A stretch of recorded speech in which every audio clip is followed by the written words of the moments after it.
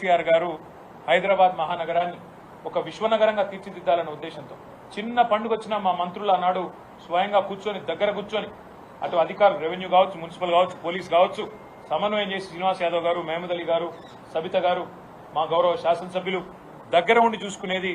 చిన్నపాటి నొక్కు కూడా పడకుండా, ఎక్కడ చిన్నపాటి ఇబ్బంది కూడా కాకుండా, ట్రాఫిక్ అంతరాయం కాకుండా, ఫార్ములా రేస్ కావచ్చు, లేదా ఒక గణేష్ నిమజ్జనం కావచ్చు, లేదా మొహర్రం ఊరేగింపు కావచ్చు, బోనాల పండుగ కావచ్చు, ఏదైనా కూడా శాంతియుతంగా చేసాం. చివరికి సినిమాల కోసం జరిగే ప్రీ రిలీజ్ ఈవెంట్లకు కూడా అంత జాగ్రత్తగా ఎక్కడ ఇబ్బంది లేకుండా చేసిన ఘనత మా ప్రభుత్వానికి.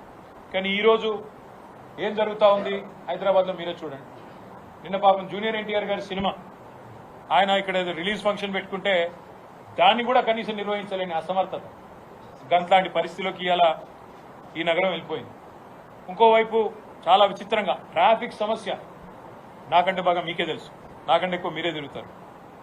గతంలో ఎట్లా ఉండేది ట్రాఫిక్ మేనేజ్మెంట్, ఇవాళ ఎట్లా ఉండేది అనేది ప్రజలందరికీ తెలుసు. హైదరాబాద్ గంటలు గంటలు ట్రాఫిక్లో ఇరుక్కొని పోయే పరిస్థితి వచ్చింది. అదే మాదిరిగా ఇవాళ హైదరాబాద్లో మేమండం కాదు, ప్రభుత్వానికి అంతో ఇంతో కొంత సానుకూలంగా ఉన్న పత్రికలు కూడా ఈ నగరానికి ఏమైంది అని చెప్పి వార్తలు రాసే దుస్థితి. 30 రోజుల్లో 28 మర్డర్లు అని చెప్పి లా అండ్ ఆర్డర్ పూర్తిగా అదుపు తప్పింది అనే పరిస్థితి. ఇవన్నీ కూడా మన కళ్ళ ముందే కనబడతా ఉన్నాయి. పరిస్థితులు ఇట్లా ఉంటే ఈ 10 నెలల్లో ఒక్కటంటే ఒక్కటి పాజిటివ్ కార్యక్రమం లేదు.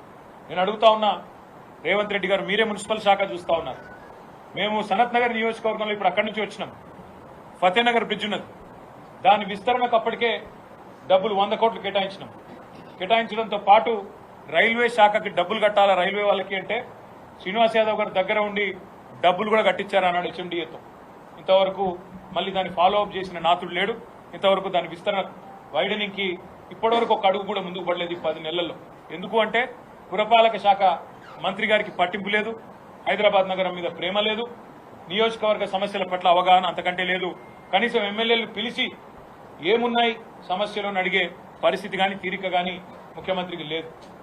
అదేవిధంగా కుకట్పల్లిని ఇటు సనత్ నగర్ ను కలిపే ఆ ఇండస్ట్రియల్ ఏరియా నుంచి వచ్చే అండర్ పాస్, బాలనగర్ కలిపే అండర్ పాస్, దానికి కూడా మేము డబ్బులు కట్టినాం. అక్కడ కూడా రైల్వే శాఖకు చిన్న ఆటంకం ఉంటే వాళ్ళకు కూడా పైసలు కట్టినాం. కానీ ఈ రోజు వరకు ఒక్క అడుగు ముందుకు పడలేదు.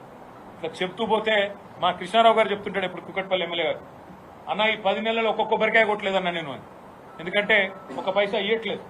హైదరాబాద్ మహానగరం మీద బడ్జెట్లోనేమో బిల్డప్ 10,000 కోట్లు అది ఇదని, ఒక్క పైసా ఈ రోజు వరకు శాంక్షన్ చేయలేదు. ఈ రోజు వరకు ఇది వాస్తవం. నేను ముఖ్యమంత్రి గారిని ఒకటే అడుగుతా ఉన్నా, హైడ్రా పేరిట హైడ్రామాలు కాదు,